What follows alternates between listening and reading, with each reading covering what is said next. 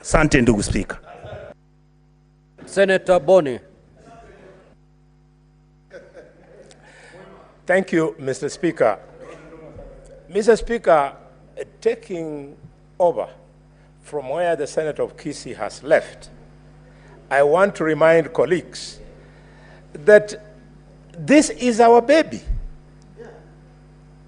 When we rose to respond to the disaster of the Gen Z, one of the things we resolved upon in this House, in that great debate that we had never seen before, was that we had to address the displeasure by the young people on how we spend all our time showing off opulence, choppers, vehicles that cost over 51 million shillings. And the youth, because they are better educated than what our generation was at their time, they are able to relate your income to what you contribute in Harambee. So we said, let us regulate this. The intention of this bill, and I want to urge colleagues, let us read it. The intention is not to abolish Harambees. The intention is to sanitize. The intention is to make it decent. The intention is to make sure that we don't hide in Harambees to practice corruption. How can you accept the fact that you are taking your ill-gotten money to a funeral of a mass accident like the one we had in Ekolomani at Iguhu River, Lukose? You take those millions, and yet the reasons why the accident took place is the bad state of the roads. If you had a dual carriage from Nairobi to Kakamega to Busia and Uganda, the accidents that take place on these roads would be cut by over 80%. So, Senator Mungatana, thank you very much for your passion.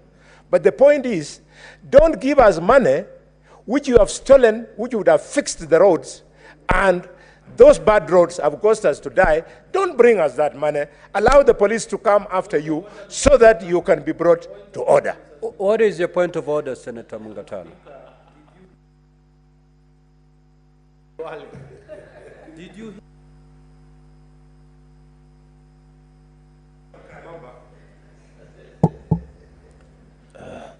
Yes, Mr. Speaker, did you hear the senator from Kakamega, my very good honorable friend, say that they don't bring us the money that you have stolen? Mr. Speaker, is it a presumption that every person who actually, out of his good heart, or out of the problem that is there, and I'm speaking from about my county, Mr. Speaker, I don't know, Kakamega, maybe they are rich, Mr. Speaker. People are dying of hunger. If you get something and you want to help, is it a presumption, Mr. Speaker, that the people who are helping, the teachers, the doctors, the more prosperous farmers are thieves? Mr. Speaker, can Mr. Khalwale, Honorable Khalwale, my very good friend, please stop playing to the gallery and address the issues? I don't think that is a correct statement, Mr. Speaker. Honorable Mungatana, I don't think the Honorable Senator for Kakamega meant what you've just said. Indeed, if you remember during the debate on the state of the nation, none other than honorable senators were of the view, and that was after listening to the general public, that there could be dirty money that gets its way into the Harambees. And therefore, it's important to bring transparency in the Harambees. It's decent to bring some accountability in the way we do these Harambees. And out of that concern that the House had, and in fact, this House went to resolve certain actions to be taken. One of them is basically to legislate and bring sanity in the Harambee space. So yes, there's that general perception. And not everybody who contributes in a Harambee is a thief. But as you know, if I might use a Kiswahili saying, samaki moja kioza, bahari mzima imeoza. So this particular piece of legislation is to address that particular one thief and leave there 1,000 wonderful people. But at least that particular one person who we are not sure of how their sources of, these funds, the fund do not make its way into the hands of the public. That's why this law is proposed. But I do not think the Honorable Senator for Kakamega had an ill motive by saying that some of this money that would have otherwise fixed a road ended up in the wrong hands, and it is that money that is coming at the tail end to bury victims of that very bad road, which bad road came as a result of the money that had been maybe stolen. So it is that space that we are trying to clean up. There are good people who will bring their hard-earned money, and there are those questionable amounts that still find the way. So to clean up, to make sure that we have good money in this Harambee ecosystem, the proposed law is just to sanitize that space. Senator Boni. Thank you, Mr. Speaker. Mr. Speaker, I wouldn't have put it better, and I truly want to thank you. This bill is not a joke. Mr. Speaker, there is still money meant for drugs in hospital, and thanks to that shortage, patients die and they come to bury us. Mr. Speaker, there is still money meant to fix our roads. Mr. Speaker, they go ahead and buy four-wheel drives that can avoid potholes and buy choppers, and courtesy of those bad roads, when we die, they come to show us. We don't want that money. Mr. Speaker, in Tana River, I have had the choice and pleasure for 6 years to practice medicine in the Coast Province. And I know what poverty has done, not just in Western, but in Coast.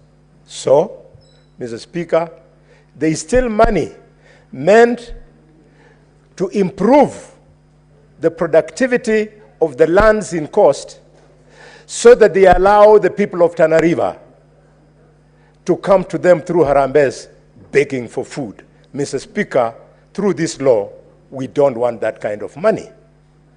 And Mr. Speaker, this law has been very well thought through. When you read through, Mr. Speaker, it is not casual. Let me respond, for example, to the concerns in this bill of the Senator of Tana River. We have Part Roman 3, which speaks to fundraising appeals. And they say, Mr. Speaker, in Clause 8, that the provision of this part shall not apply to a private fundraising appeal where the solicitation is made from members of for beneficiaries of the nuclear family or relatives and does not extend to members of the public. Clearly, this bill is going to allow us to sit as a family in Marinya, a family in Idaho, and do a fundraising. What they are against is public fundraising. And the law has gone further, Mr. Speaker, in Clause 9, has created distinction between public and private fundraising. It is the public fundraising that we want to control. I therefore, Mr. Speaker, wish to appeal to colleagues. Let's go through this proposal with a tooth comb so that we can refine it for it to be better. Are you saying this thing is a joke? When you saw a few days ago, none other than the Catholic bishops of Kenya speak to this issue. And in fact, Mr. Speaker, in unprecedented action, Archbishop Anyolo, who for the information of this House, is a man born from Shinyalu, and he's the Archbishop here in Nairobi. Philip Anyolo has done the unthinkable. He has returned money to politicians. So when you say we are doing something that does not appeal to the public, knowing that Catholics control over 50% of the Christians in this country, knowing that the Catholics have permeated all our villages and they could possibly be the voice of the poor who we pretend to be assisting when actually thieves are using that opportunity to sanitize money that they have stolen from our coffers. We must address it so that on Sunday, when I go to church, when you go to church, when all our other politicians go, including the head of state, he can comfortably make his contribution without any worries as to the interpretation. And this law has gone further, Mr. Speaker. They have said in this law, in Clause 11, they have put exemptions. Exemptions are here. Senator for Narok, if you go to Clause 11, they tell you money or property collected by or under the authority of a recognized representative of a religious association is exempted. It means once the law is through, we can then go to Archbishop Anyolo and give him our contribution to help the church to be constructed. I would be the last person, Mr. Speaker, to fight the Harambe spirit, because if it had not been for the 100 shillings in 1976, which Mwirizali Halanganga gave me as a contribution to my Harambe, I would not have finished my education in Musingo High School. Mr. Speaker, Musingo High School, one of the top schools in this country, was started by the spirit of Harambe. Shibwe Hospital today, which I have created from a dispensary, that dispensary was started by Harambe. So Harambe is good, but unregulated, you leave it to where you see people using it to sanitize the money they steal from us. Mr. Speaker, I want to conclude by acknowledging that this is indeed a difficult decision to make, because somebody who will not take trouble to read this law, he will think you are against charitable activity. No. In fact, one of the charitable organizations that I belong to, Touch Africa, where I'm a director of the foundation, was started by the late Michael Kijana Wamalwa because he believed in touching people. We want to touch people, but touch them with honor and touch them not when we are taking advantage of them. Mr. Speaker, I support strongly and I propose that at the right time we'll come with proposals to amend so as to make this bill better. Thank you, Mr. Speaker. Senator Olekina.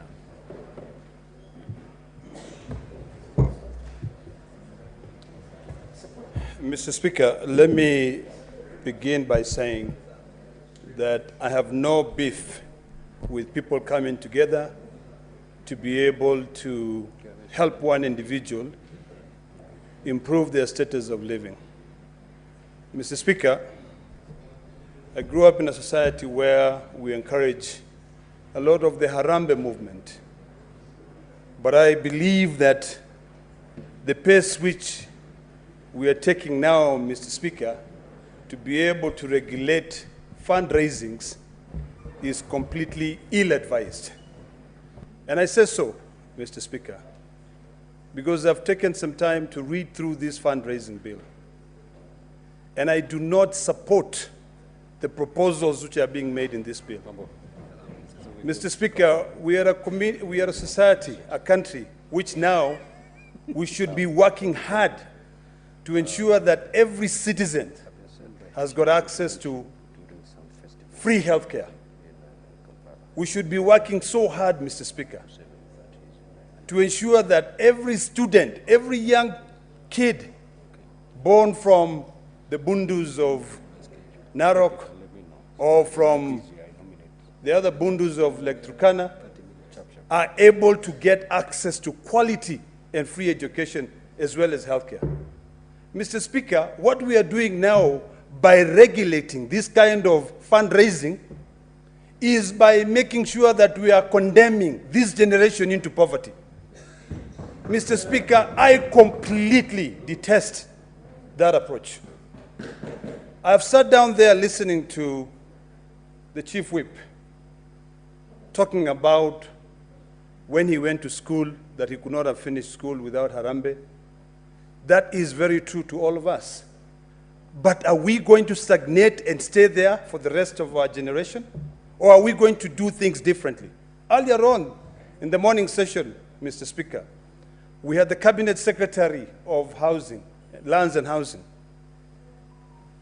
And she made a statement here and said that Narok County, with 6 sub-counties, will be entitled to a minimum of 220 houses per sub-county. That makes it about 1,300